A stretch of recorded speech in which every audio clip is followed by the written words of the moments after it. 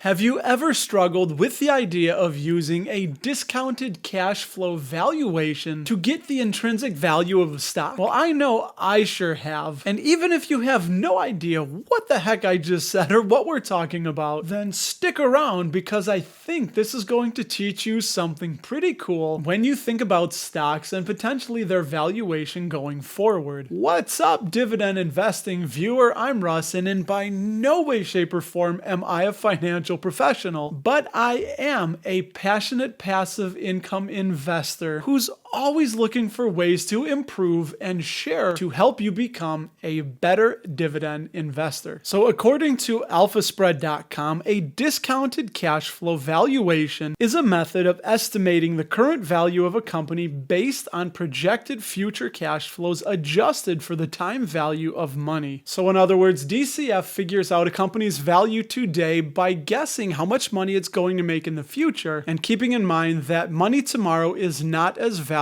as it is today. And what's always bothered me about discounted cash flow valuation is that you have to make that guess about the future. And as of this recording, currently, I'm not aware of anybody who's able to predict the future with 100% accuracy. And I'm not alone in this thinking, as former CIO of Third Avenue Management, Curtis Jensen, said, DCF to us is sort of like the Hubble telescope. You turn it a fraction of an inch and you're in a different galaxy. Now, you guys know I like to use alphaspread.com on the channel because they give a discounted cash flow analysis, and they also look at what other companies are trading at, and they combine the two and they call it their intrinsic valuation. So if we just look at the discounted cash flow valuation for Target Corporation, they give a base case of $121.49, saying it's about 10% undervalued at the current price. So this is how they're calculating that. Is that they look at a discount rate, which they're giving of 8.36%, forecast period of 5 years, and assuming that earnings will remain pretty much as they are with no growth, so things are just going to be flat. Now, that discount rate of 8.36% essentially means that $100 5 years from now, they're predicting is going to be worth $108.36 because money in the future is not as valuable as money is today. So check it out. They have that discounted cash flow valuation of $121.49. But check it out. If we increase the discount rate, meaning we're going to make money less valuable than it is in the future, that is going to lower the price of the discounted cash flow valuation. As you see, we're all the way down to $69 at a discount rate of 14%. But if we go the other way and we start making the money more valuable in the future, it's going to increase our discounted valuation, and you can just see how it jumps up. We're at 5%, $209, and if we increase it 1%, we go to $173.21, change the forecast period, and it just changes the numbers so dramatically. Terminal growth rate, 1% goes to $200, and if we go negative 1%, we're at $153.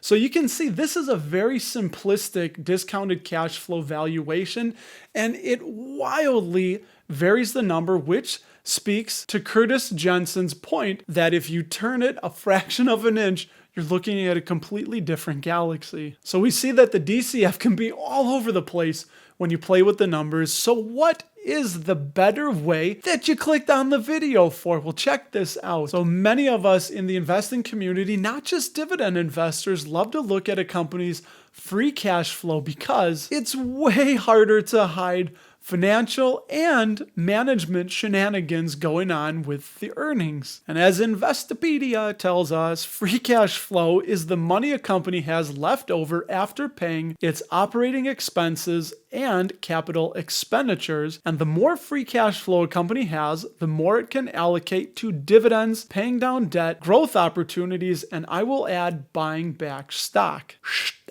So in my opinion, free cash flow is where the money is at today, as opposed to an intrinsic valuation where we're just guessing on what we think the cash flow is going to be in the future. What's that you say? You want to hear how to calculate free cash flow? Well, I'm so very glad you asked, because in order to do that, all we need to do is take the operating cash flow and subtract the capital expenditures. That's math so easy, even I can do it. So don't forget that when we invest in a stock, we're not just buying a ticker symbol, but we're buying a business that's up and running, which means that we're buying a claim on the business's earnings and profits as well as the business's debt. More on that debt later. And do remember that one con of looking at free cash flow is that this is more suited for mature and stable businesses that are likely paying a dividend, whereas a growing business that's in its infancy is not really going to have that cash flow sitting around because they're plowing everything back into the business to try and grow that mamma jamma to get it up to be one of those big mature businesses one day. Now this is on seekingalpha.com, which there is a link in the description below. Oh, and by the way, Seeking Alpha is running a $50 off special. If you just click my affiliate link below, you can snag the annual subscription for just $189. So here we are at Target. We're going to keep going on with that example. And by the way, I also did this incognito as well, and you can follow and play along at home. You don't even need a Seeking Alpha account. So what you will do is click on Financials. You will click on Cash Flow and scroll down until you see Cash Flow from Operating Activities. Go all the way to the bottom right here, Cash from Operations, and we are on the trailing 12 months. That's what TTM stands for. Alrighty, we're going to make this challenging with this cat right here. So we see that the cash from operations is currently $7.463 billion, and we're going to subtract right below it the capital expenditures, which is $5.830 billion, which gives Target a free cash flow for the trailing 12 months of $1.633 billion.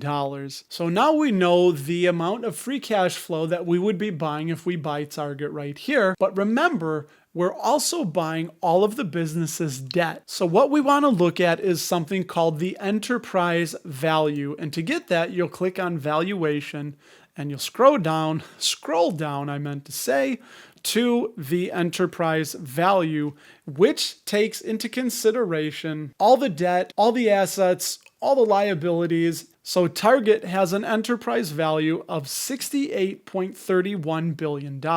So we're going to do a calculation and figure out how much of a percentage the free cash flow is of the enterprise value. And to do that, we'll take our $1.633 billion of free cash flow and divide it by the $68.31 billion of enterprise value. Multiply that number by 100, we'll see that we have an enterprise value to free cash flow yield of 2.39%. 2.39%. Is that good? Is that bad? What do I make of this 2.39% number? So that means that for every $1 of enterprise value, we can expect about $2.39 of free cash flow that we would earn by buying the business. Now, one of the popular benchmarks that people like to use is the 10-year treasury, or as we call it, the risk-free rate. And you can see here on Barron's, which I will have a link for this in the description as well below, that as of today, the current risk-free rate on a 10-year treasury is 4.58%. So if we get a 2.39% enterprise value to free cash flow yield on Target, it's below the current risk-free rate of 4.58%, almost somewhere around 2.25%. Is that good? Is that bad? What should you do? Now that's going to be up for you. This is just one more metric to add to your toolbox. This is by no means a be-all, end-all, but you always have to remember that every equity is indeed risky,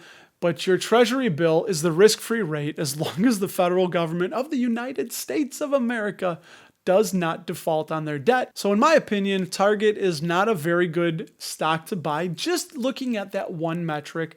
So what about another one? Well, there is another stock I have been buying, Nexstar Media Group, ticker NXST. And when we click on their financials and their cash flow statement, we see their cash from operations, $1.27 billion.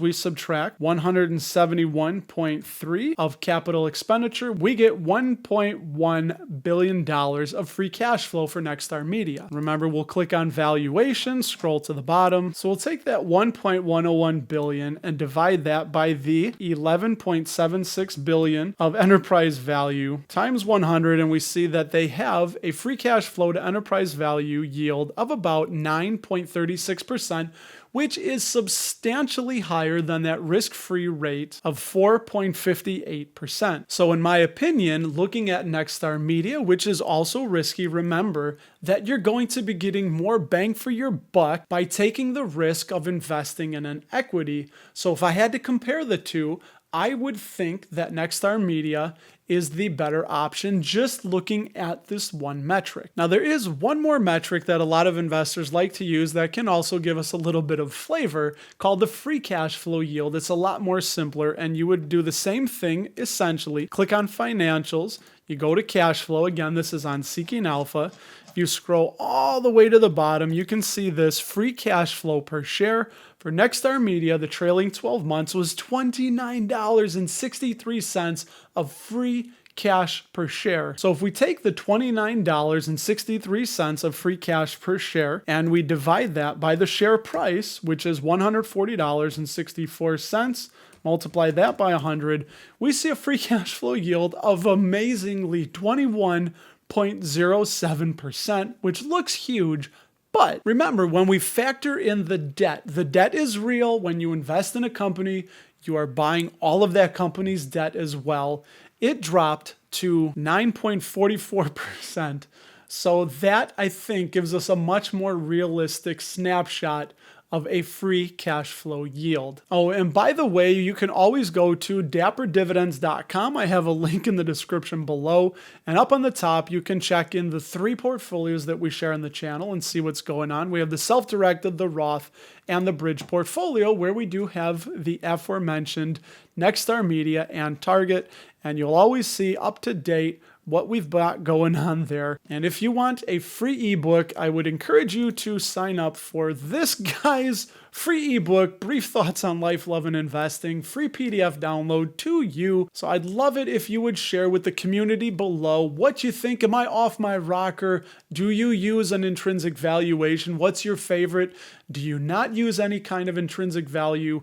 What do you do? We really, really want to know. And if you liked looking at the financial statement stuff we were doing and you've never looked at one before, I would encourage you to click this floating little box next to my head where I've given a brief lesson introductory for absolute beginners on financial statements. If you click that video, I will talk to you there.